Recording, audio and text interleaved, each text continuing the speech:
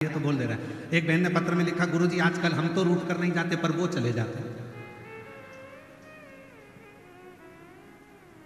अब हम उनसे पूछने वाले थे पत्र के माध्यम से कि वो रूठ कर कहाँ चले जाते हैं, कि पता नहीं कहाँ उनके रिश्तेदार क्या चले जाते हैं, फिर 2 दिन बाद 3 दिन बाद आ जाते हैं। तो हमने कहा 2-3 दिन बाद आ तो जाते हैं ना, यही बहुत है।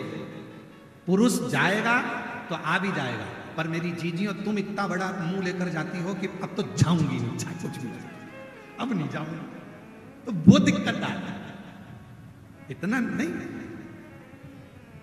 हम हमारे बाबा की बेटी हैं, हम हमारे शंकर जी की पुत्री हैं, और तुम्हारे घर में जितने माता पिता हैं ना, आप सबके वो शिव और पार्वती का ही रूप है, आप उनकी बेटी हो, तो हम अपने संस्कारों से विहीन कैसे हो जाए। आप सबको मालूम होगा शंकर जी की बेटी अशोक सुंदरी, जब विवाह हो गया अशोक सुंदरी का, और विवाह होने के बाद अशोक सुंदरी के पति एक बार वन से निकलकर आ रहे थे और एक असुर ने अशोक सुंदरी के पति को रोक लिया। अशोक सुंदरी के पति को जब उस असुर ने, उस दैत्य ने अशोक सुंदरी के पति को जब रोका, असुर ने जब अशोक सुंदरी के पति को रोका, तो उस असुर को नहीं मालूम था कि अशोक सुंदरी का पति है। 4 दिन निकल गए अशोक सुंदरी के, पता नहीं स्वामी कहां चले गए। अब शिव जी की बेटी है, ना जाने कहां चले गए, ना जाने कहां चले गए, ना जाने कहां चले गए। ढूंढते ढूंढते अशोक सुंदरी खुद निकल गई, और अशोक सुंदरी उस असुर के सामने जाकर जो खड़ी हुई, असुर ने उसी समय पर अशोक सुंदरी के पति को छोड़ दिया। उसी समय, एक क्षण की देरी नहीं।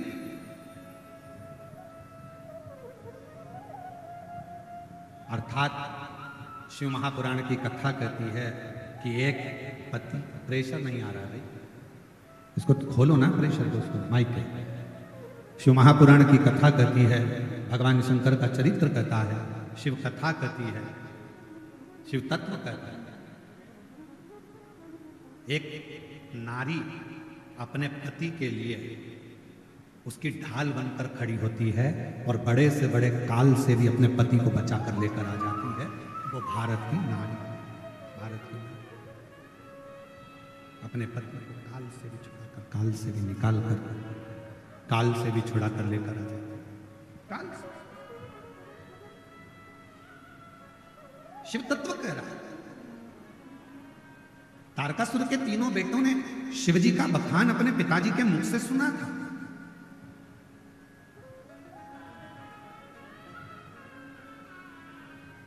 तारकासुर जब चले गए, ब्रह्मा जी का तप किया, तारकासुर के बेटों ने, तारकाक्ष, विदुमाली, कमलाक्षण जी ने, और वर मांगा हमारे प्राण ना जाएं।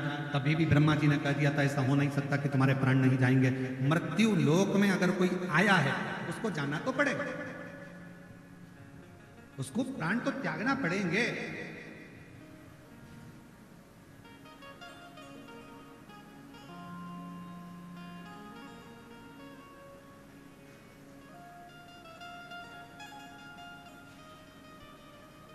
कोई जल्दी जाएगा, कोई लेट जाएगा, कोई झोपड़े से जाएगा तो कोई महल से जाएगा। जीवन है, जाना तो है, आज नहीं तो कल जाना।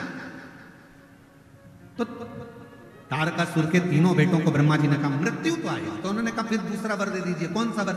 अगर मृत्यु आना ही है तो ऐसा वर दीजिए, हम तीनों की 3 नगर का निर्माण कर दीजिए, उस 3 नगर में हम रहेंगे। हमारे प्राण छूटे तो एक साथ छूटे, हम मरे तो एक साथ मरे, हमारे प्राण जाएं तो एक साथ जाएं। ब्रह्मा जी ने तथास्तु कहा, ठीक है, तुम्हारे तीनों के प्राण जाएंगे तो एक साथ जाएंगे। वर मिल गया ब्रह्मा जी का। अब तीनों ने अपनी अपनी पुरी का निर्माण कर लिया, और तीनों ने अपनी अपनी पुरी का निर्माण करा। 3 पुरी में तीनों रहने लगे। समय आया, खूब उत्पात उन्होंने मचाया। तब भगवान शिव जी के सामने जाकर विनय करा। शिव जी ने कहा कि मैं आप सब 33 कोटि देवताओं से निवेदन करूं कि आप पशु बन जाओ, मैं तुम्हारा पति बन जाऊं। पति का मतलब मालूम है आप लोगों को? हर हर। पति का मतलब मालूम है? पति का मतलब होता है भरण पोषण करने वाला।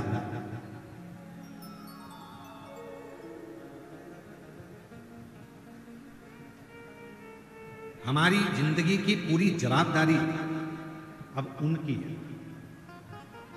पिता, पति, भाई, पुत्र। एक नारी के लिए ये 4 स्तंभ का काम करता है। एक स्त्री बहुत बड़ा स्तंभ है, बहुत बड़ा स्तंभ।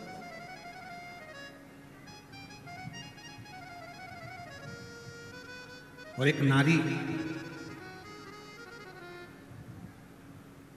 जब किसी लड़के से विवाह होता है तो उस लड़के को भी यह समझना चाहिए कि अभी अपना घर छोड़कर आ रही है, मतलब पूरी जवाबदारी अब मेरी है। भरण पोषण कर। माता का और पिता का सबसे बड़ा कार्य क्या है? पिता का काम है बच्चे को अच्छी शिक्षा देना, पिता का काम है बच्चे के पढ़ाई का खर्चा उठाना, पिता का काम है बच्चों को कपड़े पहनाना, पिता का काम है बच्चों के लिए भोजन की व्यवस्था करना, पिता का काम है बच्चों को अच्छा धन वैभव संपदा देना। पर पिता से ज्यादा जरूरी काम माता का होता है कि घर में जो बच्चे पढ़ाई कर रहे हैं, घर में जो बच्चे रह रहे हैं, उनको अपने घर के संस्कारों में ढालना और उन बच्चों को सही मार्ग निश्चित करना, प्रशस्त करना। ये माँ का कर्तव्य ज्यादा बड़ा होता है। पिता से बड़ा होता है माता का कर्तव्य, जो अपने बच्चों को साधे, संस्कारों से जोड़े। इसलिए मेरा बेटाओं से निवेदन है, बेटियों से निवेदन है, अपनी जिंदगी में 2 को मत छोड़ना, एक माँ को, एक माला को। माँ तुम्हें अपने आंचल में रखेगी और माला आपको जिंदगी में छाती तान कर चलना सिखा देगी। आप 2 चीजें मत छोड़िए, एक माँ की गोद मत छोड़िए और दूसरी माला मत छोड़िए। ये माँ अपने गोदी में बच्चों को रखती है, संभालती है, और माला कभी ना कभी जिंदगी में वो पड़ाव आता है जिस समय पर दुनिया का कोई व्यक्ति काम ना आए, रिश्तेदार भी तुम्हारे काम ना आए, कुटुंब वाले भी काम ना आए। जब डॉक्टर कह देता है कि अब कुछ भी नहीं बचा, तब रिश्तेदार हॉस्पिटल के कमरे के बाहर रहते हैं, वेंटिलेटर के बाहर रहते हैं, परिवार बाहर रहता है। उस समय पर अकेले पलंग पर पड़े होते हो, श्वास चल रही होती है, आंखें खुली होती है, डॉक्टर सिस्टर अपना काम कर रहे होते हैं, हल्का हल्का होश रहता है। उस समय पर कोई काम नहीं आता, सब बाहर खड़े होकर डॉक्टर से बात करेंगे, रिश्तेदार बात करेंगे, पर अंदर तुम्हारे शरीर की पीड़ा तुमको सहना है। उस समय पर फिर 2 चीजें काम आती है, एक माँ ने तुम पर जो दुआ दी होगी और दूसरी तुमने माला उठाकर कभी श्री शिवाय नमस्तुभ्यं कहा होगा, तब वो तुम्हारे सम्मुख में, तुम्हारी माँ और माला ये कभी ना छूटे।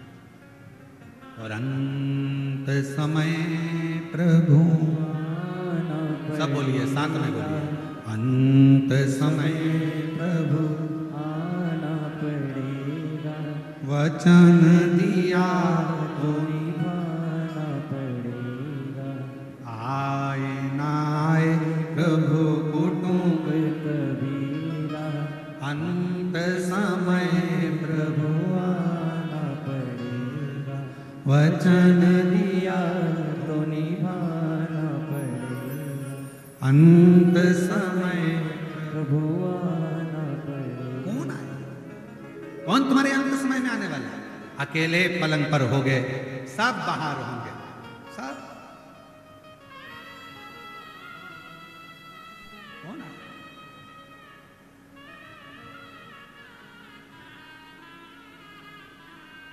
कितना बड़ा बंगला है तुम्हारा, वो प्रॉपर्टी नहीं है। कितनी जमीन है तुम्हारी, वो प्रॉपर्टी नहीं है। कितनी गाड़ियां खरीदी, वो प्रॉपर्टी नहीं है। सबसे बड़ी प्रॉपर्टी कब नजर आती है? जब व्यक्ति मरता है, अर्थी पर सोता है, तब समझ में आता है कि व्यक्ति की प्रॉपर्टी कितनी है, मतलब उसका व्यवहार कितना है, तब समझ में आता है। पड़ा है अर्थी पर, पड़ोसी भी नहीं आते किसी किसी के, रिश्तेदार भी नहीं आते, नातेदार भी नहीं आते। हमारे को लगता है जमीन जायदाद घर बंगला ये हमारी प्रॉपर्टी, नहीं नहीं, हमारी सही प्रॉपर्टी हमारा व्यवहार। एक जेठानी और देवरानी में लड़ाई हो जाती है, वो अपने घर चली जाती है, वो अपने घर चली जाती है, सबका घर, सबका मकान, सबका अपना हो जाता है, एक दूसरे का मुंह नहीं देखते। क्यों? क्योंकि उन्होंने सब कुछ बनाया, बंगला भी बना लिया, गाड़ी भी बना ली, सब कुछ कर लिया। दोनों के पति कमा रहे हैं, दोनों कमाकर बंगला भी बना रहे हैं, गाड़ी भी ला रहे हैं, पर उसकी प्रॉपर्टी, वो जो प्रेम की प्रॉपर्टी थी, वो नहीं बढ़ा पा। और जब दुख का समय आया तो गाड़ी बंगला कुछ काम ना आया। तब आखिरी में वो अगर दुख के समय में एक दूसरे के पास आकर खड़े हो जाते तो दुनिया की सबसे बड़ी प्रॉपर्टी कहलाती। वो प्रेम नहीं कमा, धन। और हमारा निवेदन है, कभी आइए कुबेरेश्वर धाम पर आकर दर्शन कर कर जाना, जहां पर हजारों लोग प्रतिदिन सुबह 10 बजे से लेकर रात्रि के 7 बजे तक भरपेट रोटी सब्जी मीठा नमकीन भोजन भरपेट पाते हैं। कभी आइए कुबेरेश्वर धाम पर, वहां पर आकर रजिस्टर चेक करिए, जहां पर पूरे भारत के ना जाने कितने बेटा और बेटी हैं जिनके स्कूल की फीस कॉलेज की फीस जमा करी जाती है और उनको पढ़ाया जाता है। कभी आइए कुबेरेश्वर धाम पर, वहां आकर देखिए कि प्रतिदिन कितने शिविर नेत्रों के लग रहे हैं, कितनों की आंखों का ऑपरेशन हो रहा है, कितनों की चिकित्सा हो रही है, कितनों के इलाज हो रहे हैं। कभी आइए कुबेरेश्वर धाम पर कि कुबेरेश्वर धाम के आसपास में भी अगर किसी के प्राण छूट जाते हैं और उसकी बॉडी ले जाने के लिए अगर एम्बुलेंस नहीं मिलती तो सीहोर कुबेरेश्वर धाम से उसके नगर तक उस बॉडी को भेजा जाता है। कभी आइए कुबेरेश्वर धाम पर और वहां आकर देखिए कि हम अपने जीवन में कौन सा सत्कर्म कर रहे हैं, क्या चल रहा है, कौन सा हॉस्पिटल, किस तरह का भोजन, किस तरह का व्यवहार, किस तरह का आनंद अपने जीवन में। और आपसे भी कहते हैं, आप 1 रुपया किसी को मत दो, कभी दान मत करो किसी को भी, पर इतना याद रखो, अपने परिवार में, अपने मोहल्ले में, अपनी कॉलोनी में, अपनी सोसाइटी में कोई बच्चा पढ़ने में होशियार है और उसके पास पैसा नहीं है तो एक बार स्कूल की फीस जमा कराकर उस बच्चे की जिंदगी बनाने का प्रयास करें। दुनिया में 2 दान सबसे बड़े होते हैं, एक शिक्षा का, एक चिकित्सा का। देने का प्रयास करें। कभी विचार करना, आना कुबेरेश्वर धाम, रहना, विचार करना। हम कुबेरेश्वर धाम आए हैं, जरा यहाँ का नजारा देखें, केवल कंकर शंकर पूजन नहीं, यहाँ की व्यवस्थाओं को भी देखा जाए, यहाँ का आनंद भी देखा जाए कि क्या है ऐसे, क्या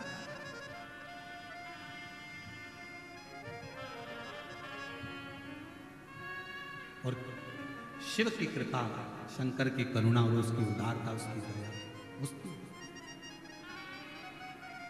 और मेरे भोले तेरा सहारा है, मेरे भोले तेरा सहारा है, मेरी नैया का तू किनारा है, मेरी नैया का तू किनारा। और अब सीहोर में एक और नया काम चालू हो जाएगा थोड़े दिन में। जो मंदिर शिव जी के बनेंगे, शिवलिंग नहीं है तो कुबेरेश्वर धाम से शिवलिंग भी दिया जाएगा, नंदी भी दिया जाएगा, जिससे पूरे भारत में, पूरे विश्व में सनातन धर्म स्थापित हो। गांव-गांव में जैसे अन्य धर्म के लोगों ने छोटा छोटा अपना केंद्र बना रखा है, हम कुबेरेश्वर धाम के नाम से कोई दूसरा केंद्र नहीं बनाएंगे, पर तुम्हारे दिल को कुबेरेश्वर धाम बना देंगे, तुम्हारे गांव को कुबेरेश्वर धाम बना देंगे। हम कोई दूसरा केंद्र नहीं बनाएंगे। कोई हमसे पूछे, क्यों गुरुजी, क्या आप छत्तीसगढ़ में कुबेरेश्वर धाम का केंद्र बनाओगे, क्या महाराष्ट्र में बनाओगे, क्या उत्तर प्रदेश में? कहीं नहीं बनाएंगे। एक ही जगह बहुत है, मायका एक ही ठीक है, 10 मायके नहीं करना है। आपका घर एक ही बहुत है, उसी घर से पूर्ति हो जाती है, तो 10 घर क्यों? हम नहीं बनाएंगे, पर पूरे गांव-गांव में शंकर के शिवलिंग रखवा देंगे, पूरे गांव-गांव में, नगर-नगर में पेड़ों के नीचे शिवलिंग रखवा देंगे। आज नहीं तो कल कोई धर्मात्मा पैदा होगा, जब पेड़ के नीचे रखा हुआ शिवलिंग देखेगा तो कोई तो छत डालकर चले जाएगा और शिव जी की स्थापना करेगा प्रत्येक नगर-नगर में। और ये भिलाई की सावन की कथा में, ये अभी यहाँ से जाने के बाद, कल की कावड़ करने के बाद बहुत सारे मूर्तिकारों को सीहोर निमंत्रण दिया जाएगा, मूर्तिकारों से बैठकर बात करी जाएगी, और जो आप लोग जो दान देते हो उस दान से उन शिवलिंगों का निर्माण होगा और पूरे भारत की भूमि पर गांव-गांव में शिवलिंग स्थापित होगा।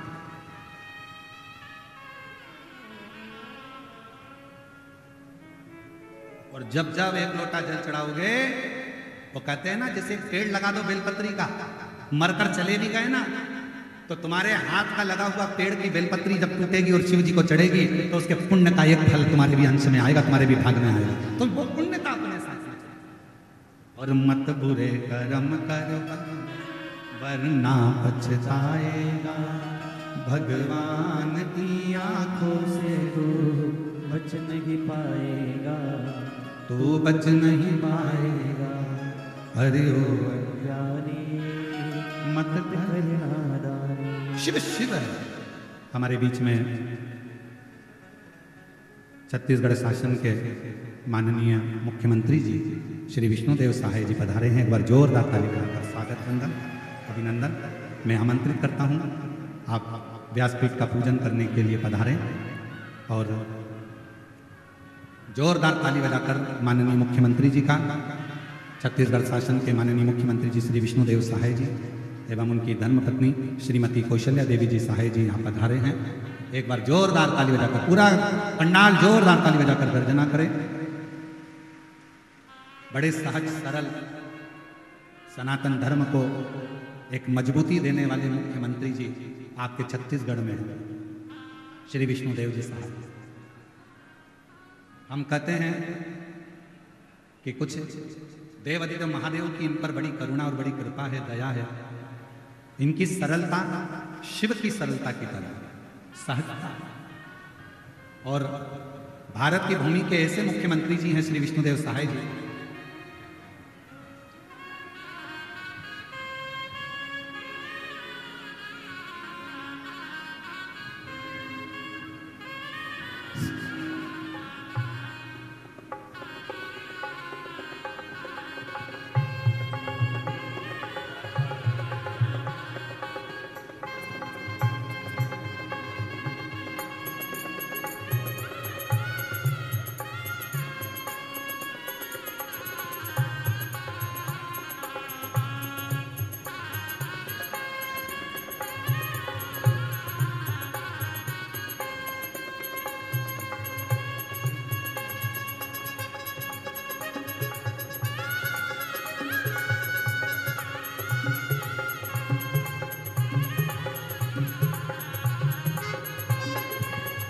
एक बार जोरदार ताली बजाकर माननीय मुख्यमंत्री जी का, छत्तीसगढ़ शासन के यशस्वी मुख्यमंत्री जी श्री विष्णुदेव साय जी, जिन्होंने छत्तीसगढ़ के इस पवित्र, कितनी बड़ी आप पर शिव की कृपा है कि संपूर्ण नक्सली क्षेत्र भी धीरे धीरे धीरे धीरे समाप्त होते होते भगवान शिव की कृपा का पात्र।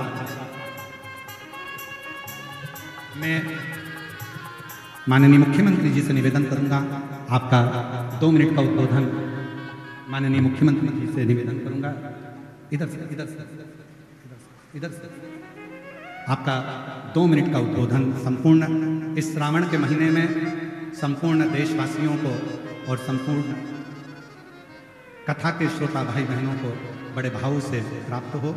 बड़े आनंद के साथ में छत्तीसगढ़ शासन के माननीय मुख्यमंत्री जी श्री विष्णुदेव साय जी का सुंदर 2 मिनट का उद्बोधन आप और हम, जो श्रावण के इस पवित्र अवसर पर आप और हमारे बीच में पधारे हैं, एक बार जोरदार ताली बजाकर उनका स्वागत। हर हर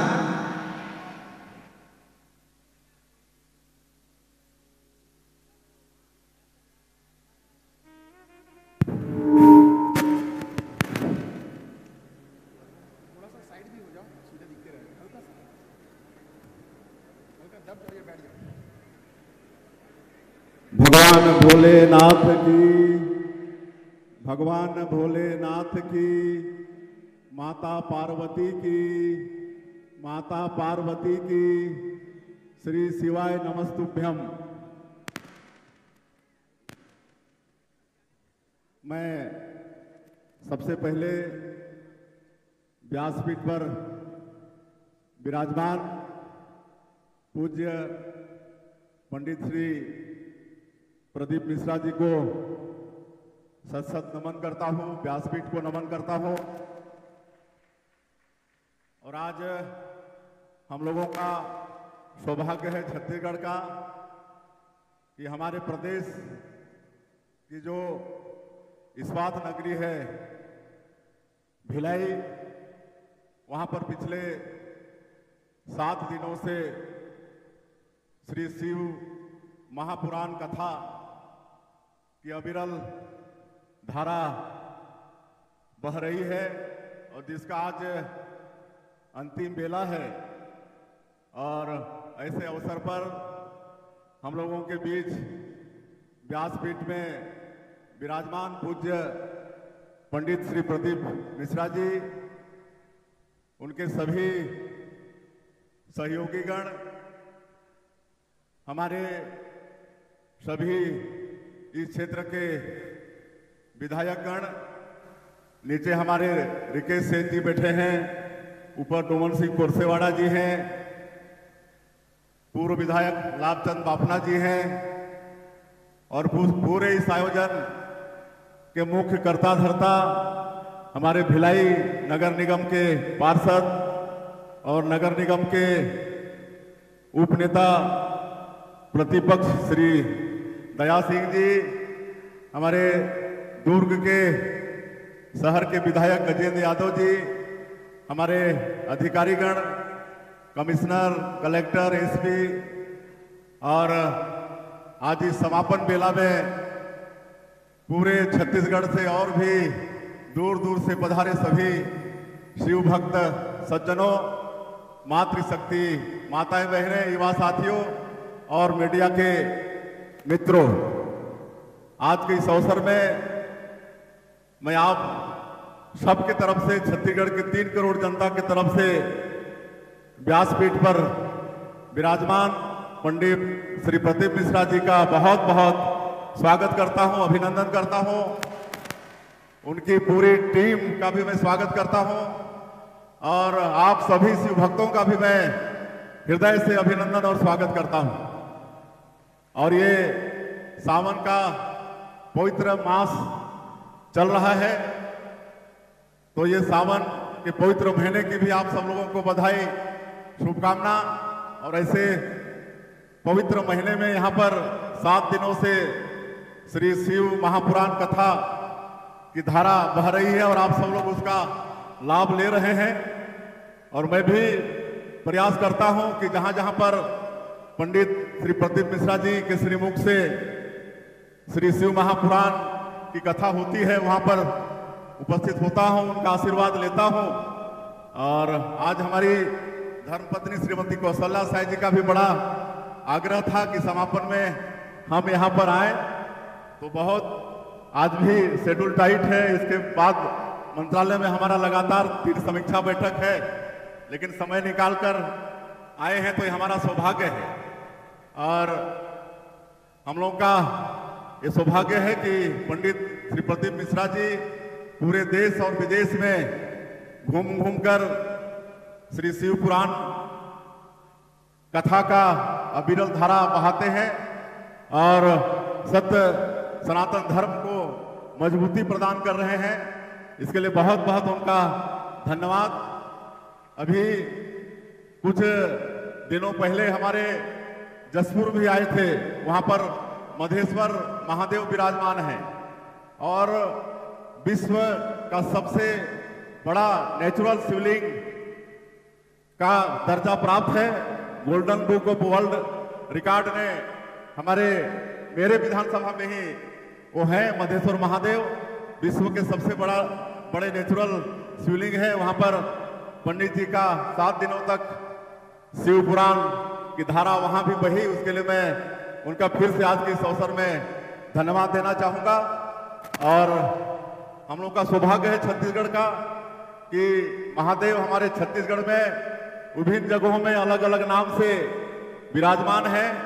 हमारे रायपुर में हटकेश्वर महादेव के नाम से स्थापित है, राजिम में कुलेश्वर महादेव के नाम से, कहीं गंधेश्वर महादेव के नाम से।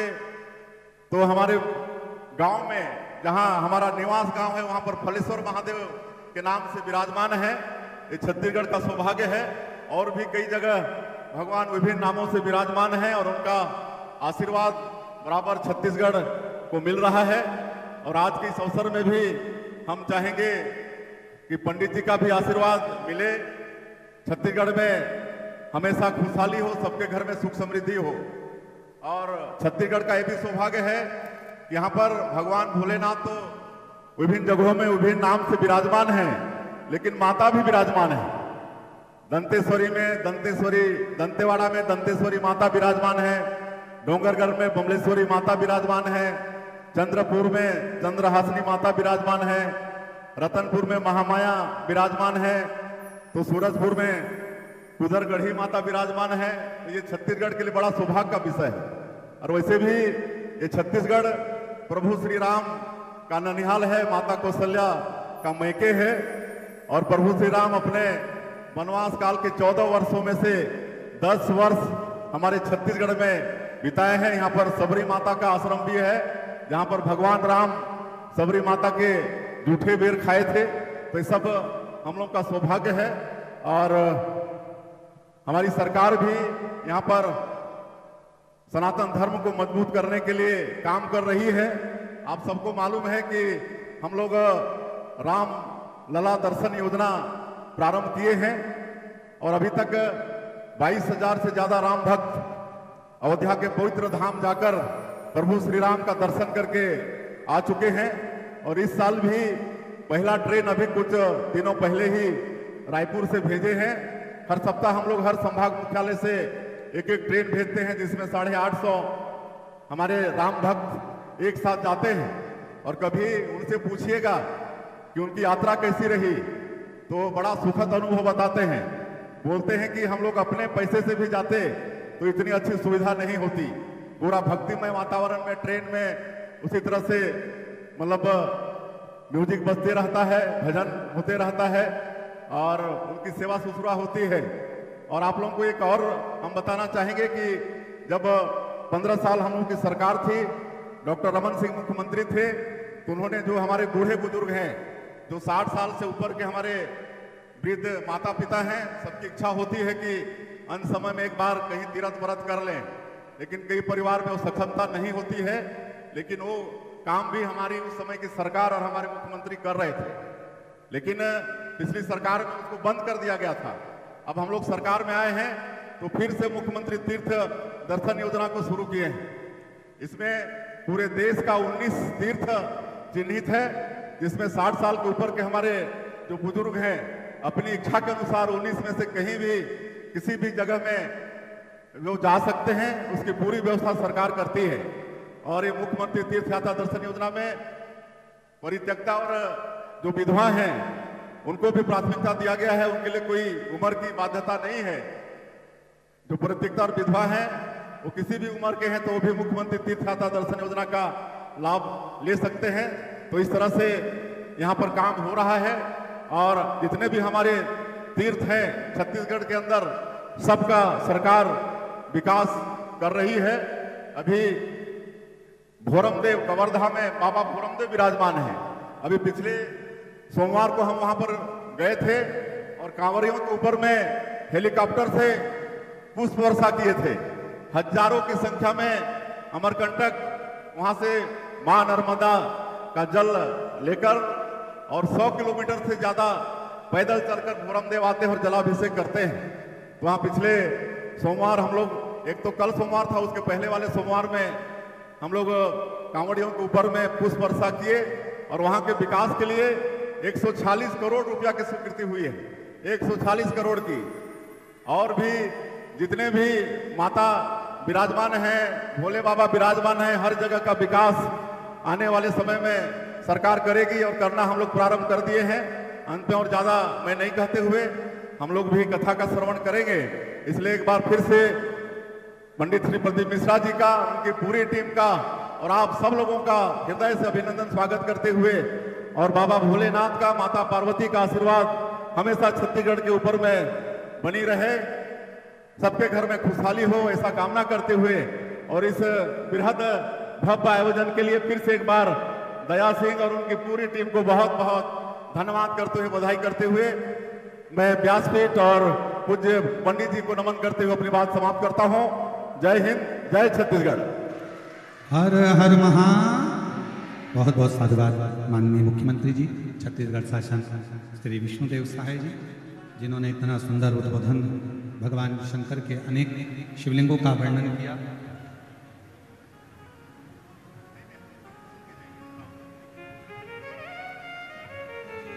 बड़े सुंदर भाव से छत्तीसगढ़ के प्रत्येक शिवालयों का वर्णन आपने किया और इतने ऊंचे सिंहासन पर बैठने के बाद भी छत्तीसगढ़ के भक्तों का प्रेम और छत्तीसगढ़ के रहवासियों का स्नेह और आपका शिव भक्ति, ये सभी शिव की बड़ी करुणा और कृपा है। एक बार जोरदार ताली बजाकर उनका साथ हो। शिव कथा करें, भगवान शंकर का पवित्र चरित्र करें। तारकासुर के तीनों पुत्र तारकाक्ष, विदुम्माली और कमलाक्ष, तीनों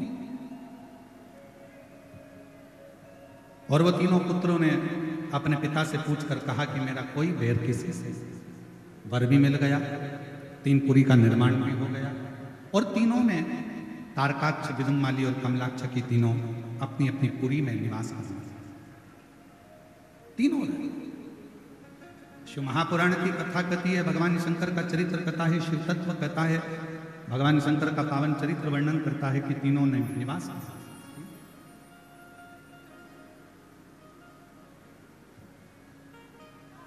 जब इन्होंने उपद्रव किया, तारकाक्ष, विदुमाली और कमलाक्ष की तीनों जब उपद्रव करने लगे, तब सारे देवता शिव जी के पास में जाकर विनय करे और शंकर भगवान ने देवताओं को पशु बनने की प्रेरणा दी कि आप पशु बन जाओ और मैं तुम्हारा पति बन जाता हूं। पति का मतलब होता है भरण पोषण करने वाला, बड़ा पति का मतलब है संभालने वाला।